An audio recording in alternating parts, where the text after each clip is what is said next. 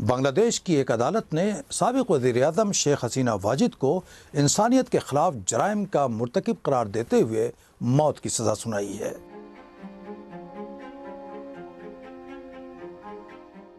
बांग्लादेश के international crime tribunal ने शेख हसीना को गुज़िश्ता बरस के हुकूमत मुखालिफ तलबा के एहतजाज को पुरतशद्दुद तरीके से कुचलने का बराह रास्त मुजरिम करार दिया है।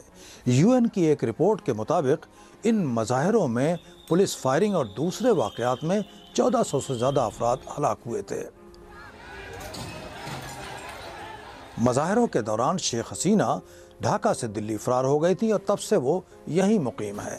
अदालत ने उन्हें मफरूर मुजरिम करार दिया है। ये मुकदमा उनकी नामौजूदगी में चलाया गया।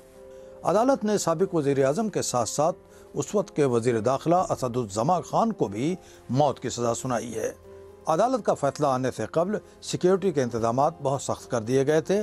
ढाका मेट्रोपॉलिटन पुलिस ने तखरीबकारी और फसाद बर्पा करने वालों को देखते ही गोली मारने का हुक्म दिया है। अदालत के फैसले से कबल शेख हसीना ने अपनी पार्टी अवामी लीग के फेसबुक पेज पर एक ऑडियो पैगाम में अपने ऊपर लगाए गए तमाम इल्ज़ामात को मुस्तरद कर दिया है।